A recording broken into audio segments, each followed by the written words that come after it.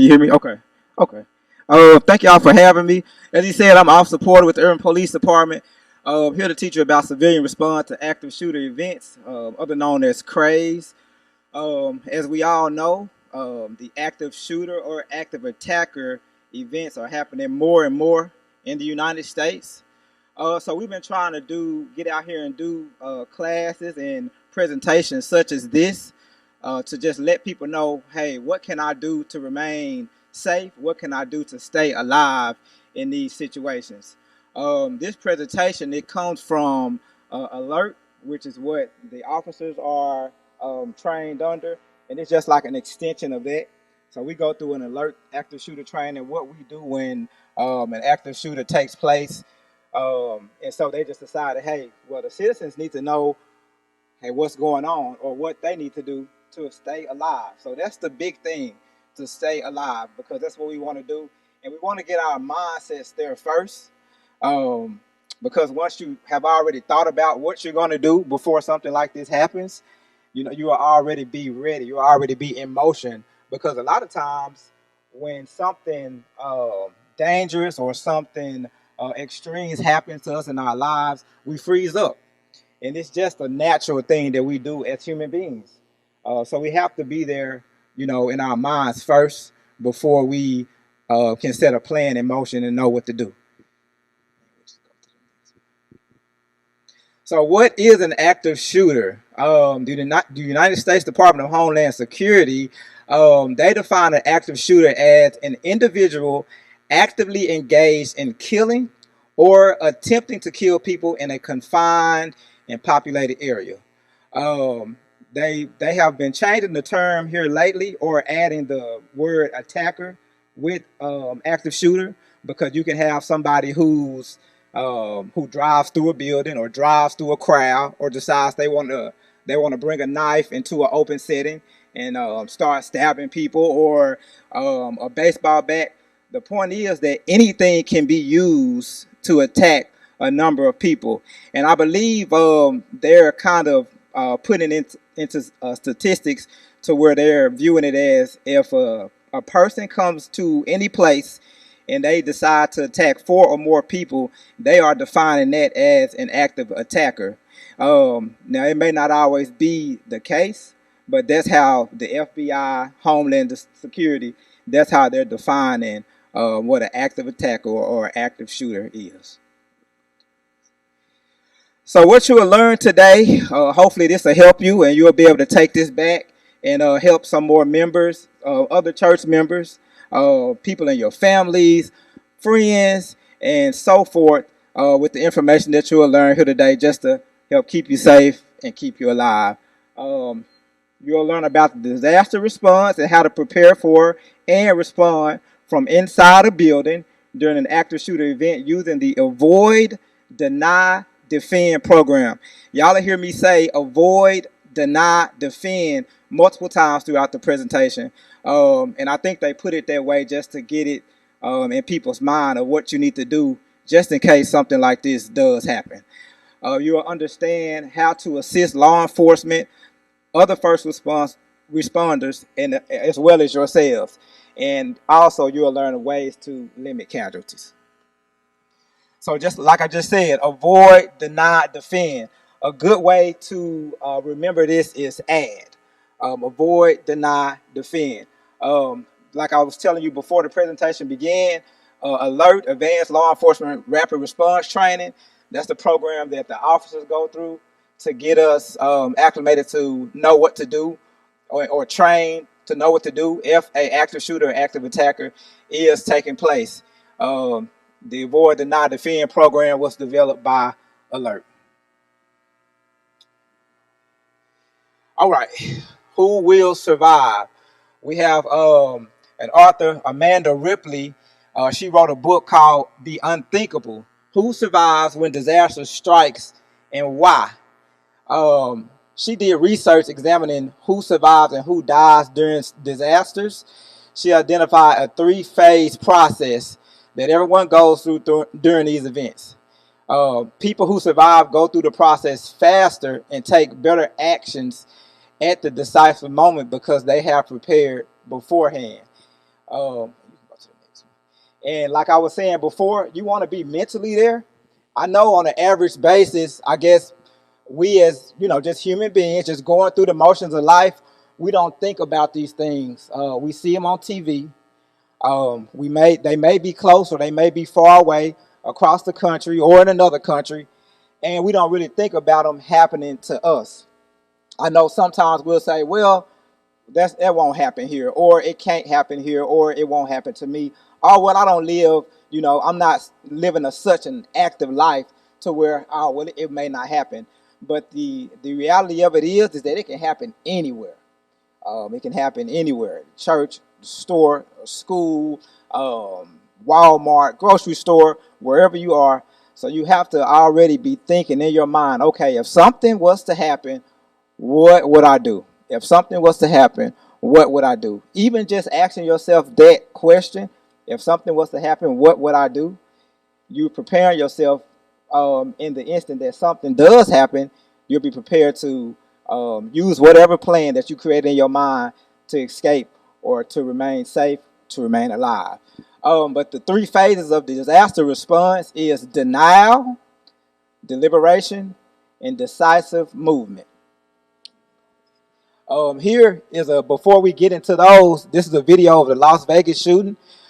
It's not anything graphic, but it's just showing you, kind of how chaotic things can get when an active shooter or active attacker is taking place. And it kind of lets you know, hey, where all our mindsets are when stuff like this happens.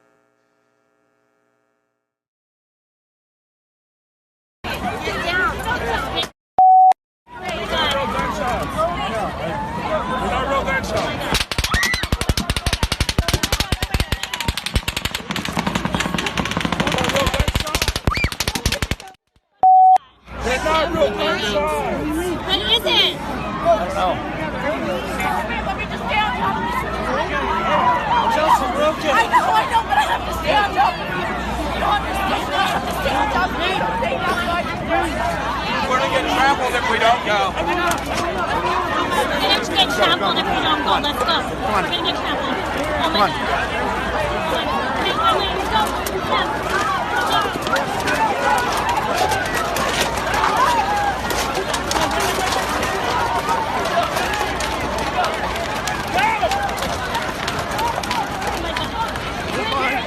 It's fireworks. It's fireworks. Stop. It's fireworks.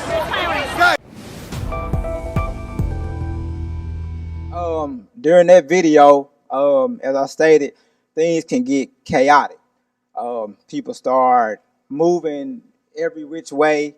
People get injured while they moving or trying to escape or trying to do whatever they think they need to do. Sometimes it's not clear what's going on. And in that video, I don't know if you heard when they were running, one of the guys said, "It's fireworks, it's fireworks, it's fireworks." Well, that's what our brain does when something like, just for example, if we're just sitting here right now and we hear some strange noise off in the distance, or that it could possibly be inside this building, and we hear, popping sounds or something that sounds like a loud bang or something that's out of the ordinary. Usually our minds go to, well, it couldn't be anything too dangerous, because us just as human beings, we want to remain safe. That's just a natural part of being a human being. We want to remain safe. But the reality of it is, if you hear something out of the ordinary, most people think, hey, if I hear some popping sounds, it's fireworks. That's the first thing, that's the first place that our mind goes. It's fireworks. But you got to think to yourself, why would some fireworks be going off in the church? Or why would the only time that fireworks should really be going off would be when? For 4th of July, or New Year's. But for some reason, we've had multiple instances where people said, hey, if something like this happened, when something like this has happened, they said, oh, it was fireworks, it's fireworks. But no, as I stated before, you want your mind to already be there. If you hear something out of the ordinary, you immediately think, okay, something is going on, and you don't need to go investigate what's going on. What you need to do is look for the exits and leave out those exits. That's it. Until you understand, hey, what's happening. Um, but we'll get into the first phase of those three. We had the now. If you can go back to the now, in the active shooter attacks, like I just said, many people describe hearing gunshots as fireworks. The brain, for some reason, is able to process someone shooting off fireworks more easily than someone shooting a gun. You see this stuff on, the gruesome stuff on TV or in the movies and stuff like that. So we just want to make it, for some reason, our brain wants to make it just simple and not anything negative. But you have to go there. You have to go there because these type of events are taking place more and more across the United States. Next, we have deliberation. The definition is carefully weighed, cautious consideration, consider well, and slow to decide. After getting past that denial phase of what we just talking about, people enter the deliberation phase. They understand something bad is happening at this point. At this point, okay, you may hear something else with what you thought was fireworks. You may start hearing screams, or you may hear other noises along with those fireworks. So you understand now. You're starting to comprehend. Hey, something bad is happening. Something bad is happening, and now you got to decide what you need to do. Once you in the deliberation phase, your brain it reacts really weird under stress. Have you guys ever been, like, I don't know, involved in anything that made your heart rate rise, where you done something that you wouldn't normally do? It could be anything, it could be driving your car, and you were involved in an accident, and an officer come to your car and say, "Hey, are you okay?" But you were just involved in a traumatic accident, and you know where your wallet is in your purse to get out your driver's license or your insurance. And because this happened, you know where it is, but you it's like you just can't get it. You can't get it. That's a small example of what happened when these traumatic and these extreme situations take place. So that's why I said at the beginning and now, and I'll say it throughout the presentation, that you have to be there in your mind. You have to be there in your mind. It's very important, because they say once you practice something in your mind, or once you already have went over something in your mind, or a scenario, or just even thought about it, you will be much more prepared than somebody who hasn't thought about this at all. Under deliberation, they talk about a term called scripting, and it means what I was just saying, to think of what if scenarios, and have a plan ready. Practicing reinforcing the plan, mental preparation will cause a better reaction when under stress. That's basically just what I just said. You just have to practice and make scenarios in your mind. You don't have to do it 24 hours of a day, but I mean, maybe just when you're at work, or just say, hey, what if something was to happen? Or if you're at home, or if you're in a grocery store, or if you're at a park with your kids, or if you're out at a swimming pool, or wherever. Just what if?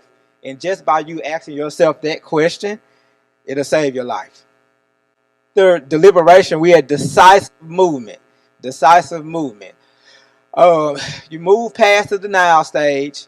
You move past the deliberation phase, asking, hey, what do I need to do? Now it's the decisive movement phase. Now you've made your decision, and it's time to act. It's time to do whatever you made up in your mind, or you thought about in your mind. Hey, this is what I need to do.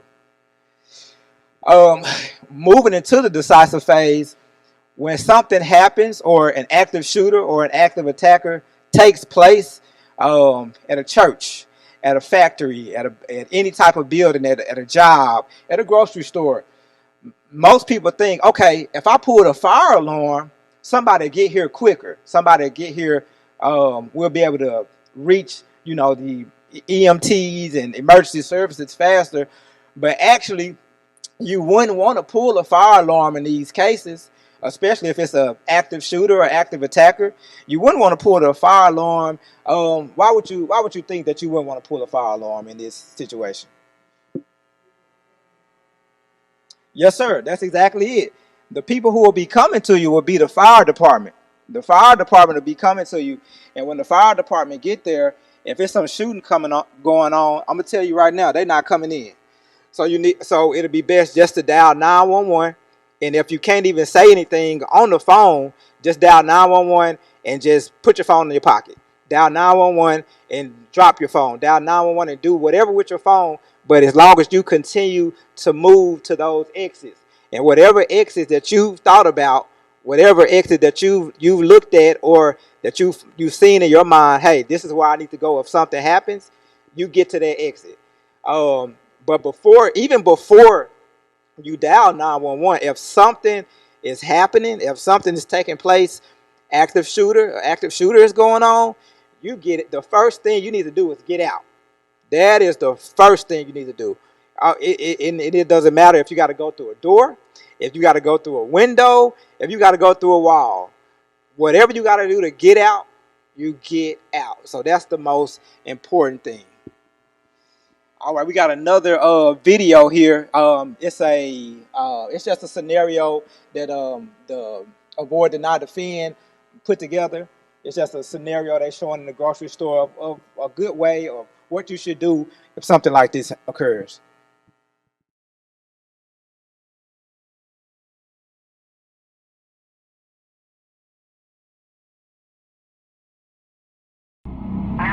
What's your emergency? There's a gunman inside the store. We need help now.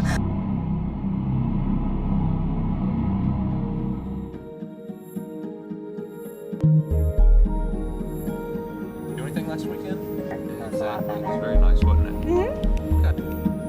Excited about is the new system enhancement. What's going to be the solution by the time we... All right, thank you. Appreciate it. Actually think he's got he's got a truck. I don't know if your daughter would be interested.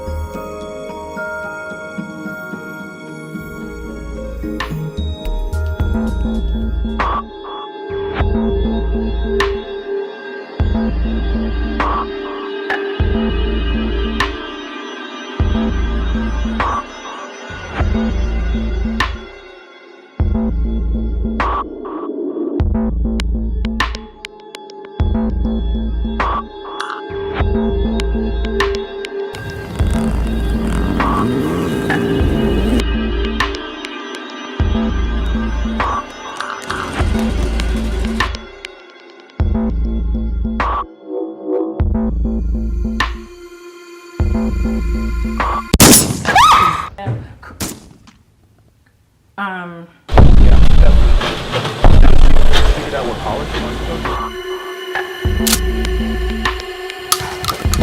911, what's your emergency? We need help. There's a gunman inside the store. He's shooting the place up. We need help now. issues that we found...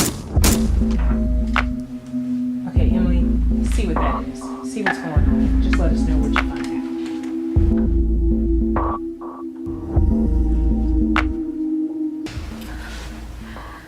There's a man with a gun. He's right there. What's the wall? Lights. Lock it.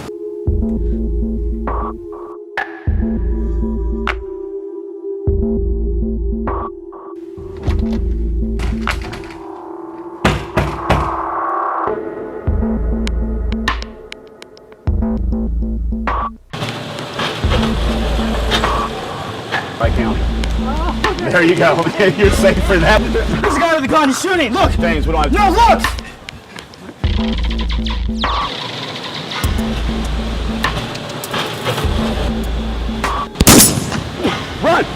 Run! To the right, to the loading dock. Come on, this way.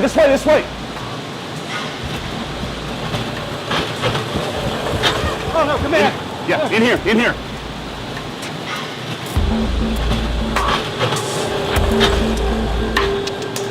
The gunman's coming. What are we gonna do? We're gonna have to defend ourselves. I can't do this. You're gonna see your daughter tonight, okay? We are all going to go home tonight, all right? We have a right to defend ourselves.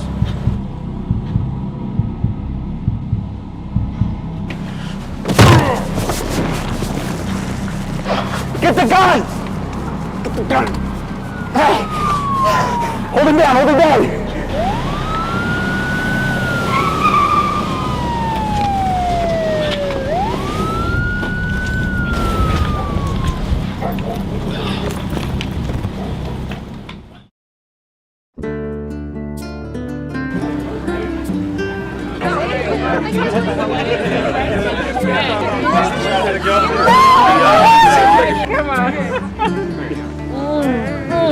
Gosh, I'm just so glad you're okay. Yes, we're all gonna go home. Everybody's going home.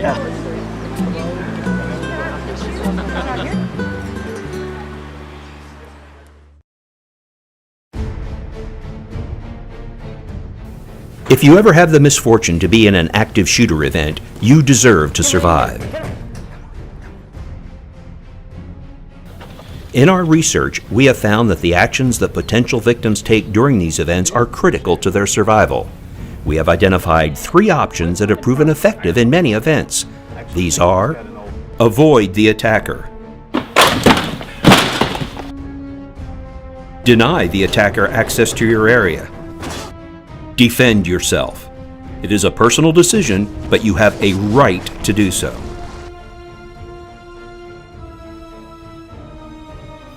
Avoiding the attacker starts with being aware of your surroundings at all times and knowing what is going on around you. If you see or hear something that looks suspicious, take action. For example, the stalker took immediate and effective action to protect himself when he observed the shooter pulling out weapons from the bag. Others, however, hesitated, and this hesitation can cost them valuable time that they could have used to get away from the threat.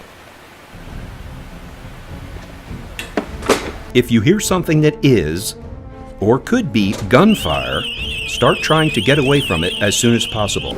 Gunfire has a distinctive sound. Inside of buildings, the sound can be muffled or distorted.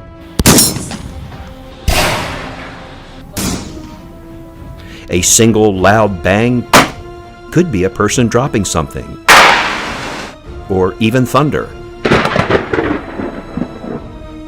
But repeated loud bangs are much more likely to be gunfire.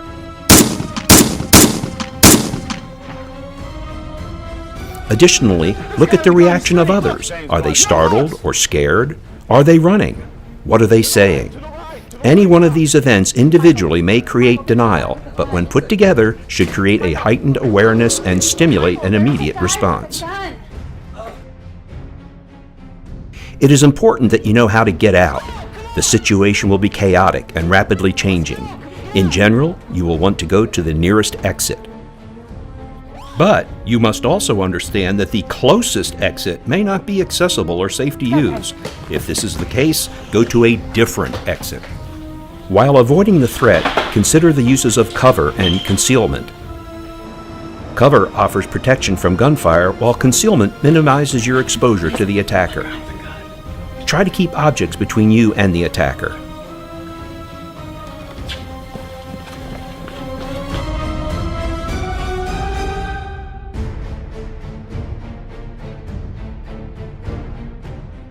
If you can't avoid the attacker, sometimes the best option will be to deny the attacker access to your location. In many locations, this can be accomplished by closing and locking a door, such as they did in the meeting room. Locking the door has proven effective in many attacks. If the door does not have a lock, you can place heavy objects in front of it.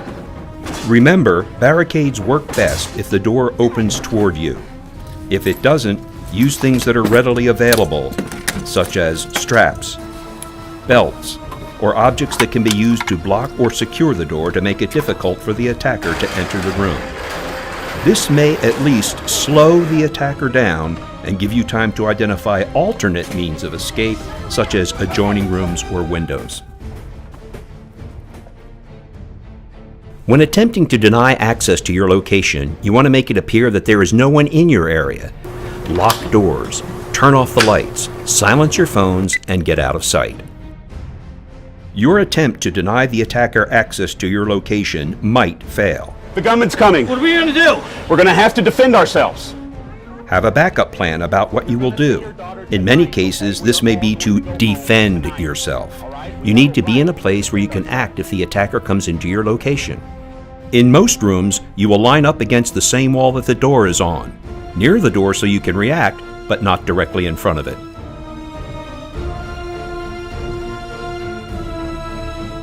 If you are unable to avoid or deny, your best option may be to defend yourself by using whatever is available. In a situation where someone is attempting to kill you, you have the legal right to defend yourself. Attack weak spots such as eyes, throat, and groin. Fight to the best of your ability and do not quit until the attacker is stopped. This is what the workers in the warehouse did when they were unable to avoid the attacker and felt their lives were in immediate danger.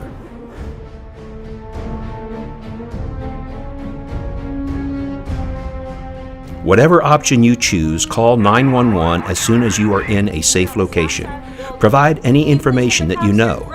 The operator will ask you a lot of questions. If you don't know the answer, don't guess. Just say you don't know and only state the facts. I'm not sure. There's 3 of us in the room. We're on this. There's a guy with a gun. He's shooting. This will be a complex situation, and we can't tell you what you should do in every case. What we can do is provide you with information about the options that we have found to be most effective for surviving these attacks. The ultimate choice is yours. What you do matters. Avoid the attacker. Deny access to your location. Defend yourself. Law enforcement will be entering a chaotic scene with limited information. Their first priority will be to stop the threat to your safety. The police may not know where or who the threat is. Listen and comply with their commands immediately. Put it down, sir. Put it down. Both of you on the ground. Police are trained to look at people's hands to assess threats. Do not have anything in your hands that could be perceived as a weapon, such as a cell phone. Show me your hands, sir. Show me your hands. Move to us. Everybody, keep your hands up, please. Walk out the door. If told to do so, stay where you are and do not make sudden movements. Again, follow all commands.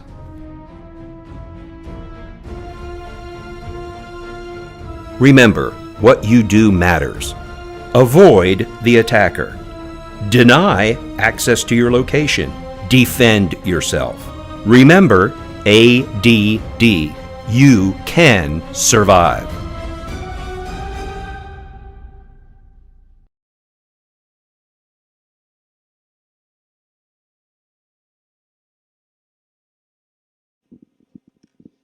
All right, what y'all think about that video? Was it informative enough or descriptive enough to kind of give you an idea of what it is that you need to do or kind of where your mind needs to be, just in case something like this takes place? And it's sad that we've gotten to this point, but that's just the reality of it, and we just have to adapt. Just like with everything else in life, we have to adapt to what's going on in society.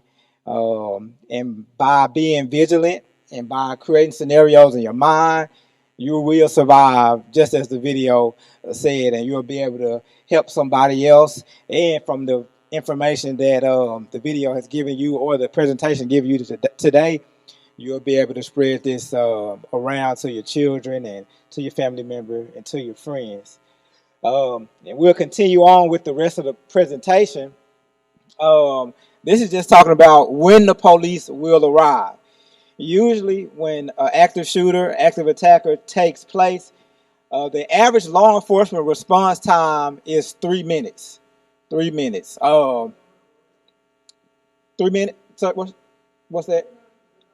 Yes, sir. Yes, sir. Yes, sir. That's the average. And you know what? And I try to tell people, you got to think about it. Sometimes if something happens, and let's say I'm 183 and Beltline, and maybe something takes place at we'll just say something takes place in Las Colinas, and and maybe it's a busy day, and I'm the only officer available to go from 183 and Beltline all the way up to Walnut Hill or anywhere in Las Colinas up there off 635. I'm going from 183 to 635 in MacArthur.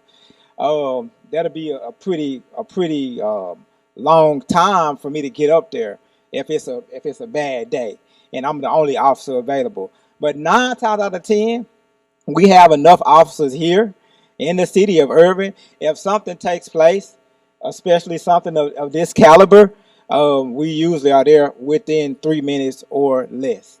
Now, if something is going on like this, nobody, especially the people who are going through the active shooter situation at that time, you're not thinking about um, 3 minutes. You're not thinking about 2 minutes, 1 minute. Like I've been in a fight on the side of the road, and 30 seconds was the time of my life. So that seemed like the longest time ever. So when you're going through an extreme situation, 3 minutes, 2 minutes, 1 minute, 30 seconds can seem like forever. But this is actually a good response time for law enforcement to get there and go ahead and stop the violence or stop the killing. And like we've been talking about throughout the entire presentation, you have to have an action plan in your mind, thinking about, okay, what is it that I need to do just in case something like this takes place? Do I need to avoid a person? How would I avoid a person if they came in the church or where I work, or if I'm in any other type of function? Wherever you are, if you're at a restaurant, how would I avoid a person if I have to avoid them? How would I deny them if I have to deny them access to where I am? And if it comes down to it, how would I defend myself if I have to? Because if somebody's trying to take your life, then you have every right to try to defend yourself and take theirs. Because nobody wants to die. And the reality of it is, if somebody's trying to kill you, you got to do what you got to do to stay alive, to remain alive. And that's the whole point of this presentation today. To be, if you take away anything from this presentation, is to be making scenarios in your mind, to be asking yourself, what if? Because we never know when any of these instances or actions or activities can take place. We never know. That's just the day and age where we're in. And we have to be ready. We have to be ready. They have an action plan up here. If you think you hear gunshots, do not waste valuable time by trying to verify or seek out the source of the noise. Like I was telling you earlier in the presentation, if you heard something in the church, and don't go and see, oh, I want to see what it is. I want to investigate. What was that sound? Think about your action plan, the scenario, or what you created in your mind to do. Because we all got a different action plan. So hopefully this will kind of give you a foundation of, okay, this is what I need to do. Verifying or seeking out noise that sound like gunshots can be deadly. They had a shooting at Virginia Tech back in 2007. It was a professor who heard a loud noise and went to investigate. He went to the third floor. He was killed by the gunman the second floor. He was killed by a gunman when he rounded the corner to see what was going on. The gunman seen him and killed him. Another incident, I'm sure everybody knows about the Sandy Hook Elementary incident. In response to hearing the loud noise, the loud pops, 2 school administrators went to investigate. One was killed while the other was wounded. Because we got to think about it. If something is going on, these people are not here to be your friend. They're not here to offer you any advice. They're not here to hand you anything that will make your life better. They are here to try and kill you. That's the only thing that's on these people's mind. And what you want to do is remain safe. You want to remain safe and you want to remain alive. A part of the action plan, a lot of people think that, I know we talked about the avoiding the ADD acronym. Hiding behind or under furniture such as desk, tables, chairs, etc. is not a good option, and it hasn't worked well in past events. Now, if that's your only option and you can't do anything else, then by all means, you hide. But this shouldn't be, if something starts taking place, you shouldn't just lay down and get under the pews and, just hope that, well, he won't see me. Because he's coming, he or she is coming, and they're looking for who's here, and they're looking to cause harm and to take lives. So hiding should not be a first option. You should be thinking about the ADD acronym. But hiding is not a good option, and it's not because furniture is not bulletproof. If found, like I just stated, you will likely be shot and killed, and you should keep your eyes on the attacker and remain as mobile as possible. If you can't get out of here, and let's just say the attacker comes in here and you can't get out of here, you don't have any way to avoid him. You don't have any way. You haven't been able to deny him because he got in, and for some reason or whatever it may be, you may already be injured and you can't defend him. You want to keep your eyes on him, but you want to stay moving. You want to stay moving at all times if you can, because if you just sitting, if you freeze up, I know we all heard of the term a sitting duck. We all heard of the term sitting duck, and you know what happens to the sitting duck, and that's not what we want. Another part of the action plan, this young lady here is Christina Anderson. She's a surviving victim of the 2007 Virginia Tech school shooting, which was just mentioned 2 slides before. The attack caused 32 deaths and 23 non-fatal injuries. What Christina decided to do was she decided to play dead. Well, they had an active shooter event at Virginia Tech. The attacker, he came in. Actually, they heard the shooting. 2 of the administrators decided to leave, and once they opened the door, the shooter was there. They were there. So as soon as the shooter entered, he immediately started shooting people. Christina was one of the people shot. While she laid on the ground, she wasn't dead, but she decided to play dead because she thought, well, if I play dead and he think I'm dead, he'll just move on. He won't mess with me again.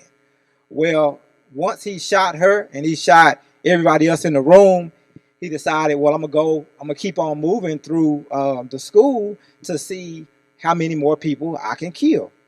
Well, he did that, shot more people in the school, and he actually came back to the room, and for whatever reason, he decided to shoot the people who were on the ground already. He shot them again. So she was actually shot twice while playing dead. And I mean, that's an example of why playing dead is not a good option. You should always be active in what you can do to get out of there. Again, going back to the avoid, deny, defend. Just think about that ADD whenever you're coming up with the scenarios in your mind. All right, and continuing on your action plan, we're talking about the deny entry. You remember the deny part of the ADD. If you cannot exit the building and avoid the attacker, then just like they mentioned in the video, this is just a repeat of what they mentioned in the video. You deny the attacker entry to your location, which may be the next best option. So if they came to the church right now and we know that we're here, we would want to, at least lock the door, or we want to get up and move to a corner where they can't see us, or just to keep them, or go into a room or a closet to where we can lock, to where we can keep them from getting inside to us. A lot of times, that may not be feasible.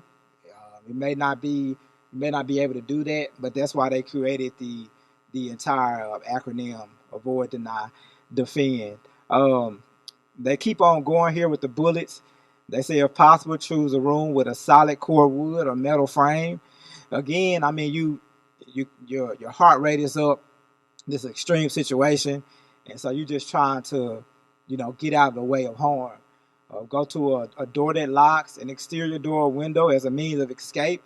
If you have to, if there's no other way, and you got to pick up something to smash out the window, by all means, smash out the window. Pick up a stand, pick up a chair, whatever you got, whatever you think you can use, get out. Whatever you think. You can't be rational when you're trying to save your life, when you're trying to keep your life.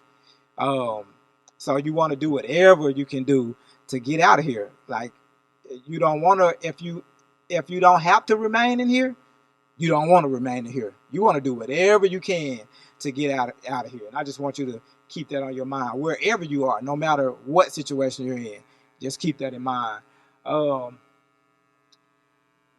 We were still talking about the denied entry, lock the secure door, barricade, turn the lights off, maybe turn the lights off, silence your phone, be quiet, line up on the same wall as the door, and get out of sight. Like I just said, consider secondary exits, windows. Remember, a window may be the best option to exit a building in order to avoid the attacker. That's what happened during the Virginia Tech shooting. Several of the victims who survived were able to successfully jump out of the second floor. If you're not able to jump out of the second floor, find another route. The whole thing is, you see, they did whatever they needed to do to get out of there to live. Maybe when they jumped out of there, they maybe had a broken leg, or they maybe sprained their ankle when they jumped out of there, but they're still alive today. And I know a lot of people don't think about walls, but a lot of the walls, you know, it's just drywall.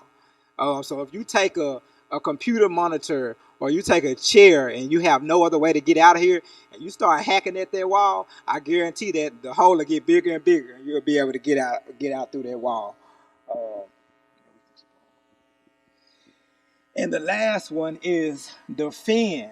When it all comes down to it, if you have to defend yourself, the same thing with taking a chair or a computer monitor or a music stand to put a hole in the wall and bust through the wall. It's the same thing with defending yourself. Because if somebody is trying to kill you, what you want to do, you want to use whatever you can to harm this person. Whatever you can to possibly take this person's life. And I know a lot of people their mind don't go there, you know, because we feel like, well, this can't happen to us. But just by you saying, hey, what if this was to happen? What would I do? And just by you saying that, just like I said throughout the presentation, you'll save your life. You'll not only save your life, but your friends and your family life as well. You can use whatever you can think of. I mean, it's yours to the imagination. Scissors, fire extinguisher, chair, coffee pot, kick them, stomp them, punch them, whatever it is you need to do. If you in the break room and you hear something going on, and you know, you got some hot coffee boiling on there, throw the coffee on them, throw the pot at them, whatever you need to do to stay alive. And more on the defend, an active shooter event study from 2013 to 2016 revealed that 42% of attackers carried more than one weapon on them. I don't know if y'all remember from the video that we watched when they decided they were going to defend and attack the guy. They got him on the ground and they took the rifle away from him. But you want to make sure that they don't have a second weapon. Once you take whatever they have, you get away from them, because usually they'll have a second weapon. At least that's what the statistics has revealed. When defending yourself, like I just said, be aware that the attacker may reach for other concealed weapons. Try to take all weapons from the attacker and secure them out of reach of your attacker. And for your own safety, it's not recommended to have safety in your hands when you arrive or when the police arrive. Keep going. All right, now that we passed the avoid, deny, defend stages, we're talking about when the police coming. Those 2 to 3 minutes are up and the police are arriving.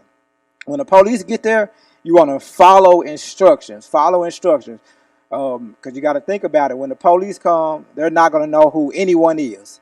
So all they want to do is make sure that everyone is safe. So if they tell you to put your hands up, if they tell you to get on the ground, if they tell you to stand against the wall, whatever the police tell you to do, you do it. Because they have no clue of being able to identify anybody at that point. So the whole goal at that point is to stop the killing, stop the violence, and stop the injuries from happening. Do not have objects or weapons in your hand. As is stated before, be cooperative. Be cooperative. I know it's a high situation, a high tense situation, extreme, traumatic, but be cooperative. The primary goal is to stop the attacker. Police and the paramedics, they will not provide aid to the wounded until it's safe to do so. So if the police come in and they see somebody on the ground that's wounded and they still hear shooting that's going on in the building, The police is going right past that person to the shooting because it's still killing going on.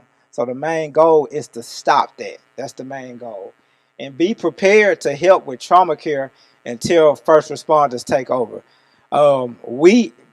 Everybody is a first responder. So if something happens, even if it's on a regular day and somebody falls and hurt themselves, or somebody it's a work accident, a workplace accident, or something like that, usually people come to their coworkers' aid and help them out with whatever, however they were hurt. It's the same thing in this situation. We are all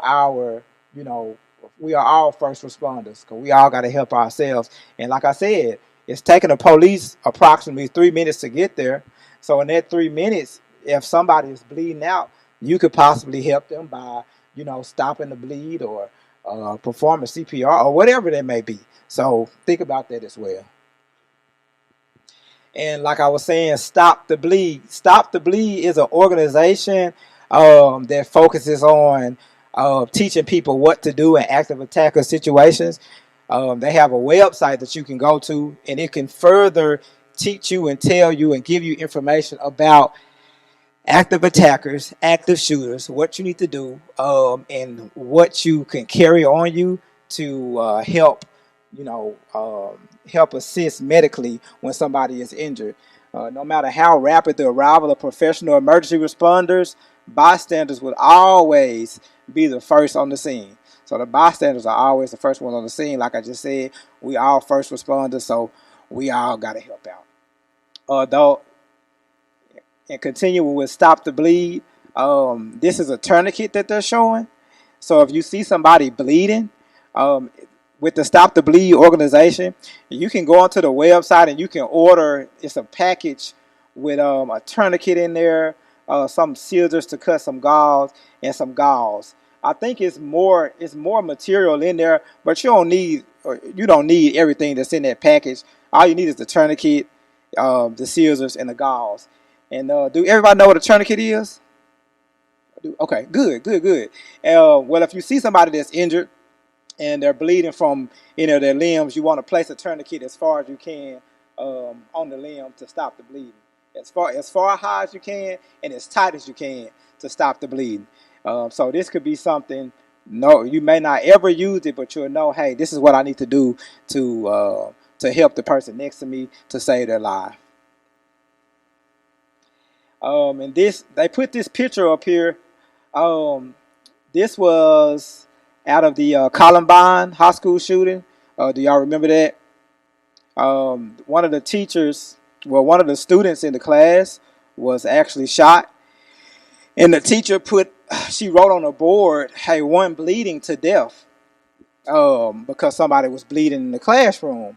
Well, she didn't have a tourniquet, or nobody in there had a tourniquet or any kind of way to stop the bleeding. So unfortunately, the person passed. We know that if you get hit in your femoral artery or anything like that, it takes less than 2 minutes and you're gone. So this was a way. That was a way to say, hey, we need help. But maybe if they would have had a tourniquet and been able to stop that bleed, that person would still be alive. And that's the package that I was telling you guys about. They got the scissors there, that tourniquet, and they got some gauze in there. That's really all you need. That's all you need if you decide to get it. I think it's a good thing to have because you never know. You could be camping somewhere and have a camping accident. Who knows? It don't necessarily have to be just for this. It can be for anything. So if you decide to get that, it's just stopthebleed.org. Stopthebleed.org, and it's a good organization. Go on their website and check it out. Good information on there. It's more information to help keep everybody safe. So, and remember, avoid, deny, defend. Avoid, deny, defend. You can survive. Thank y'all.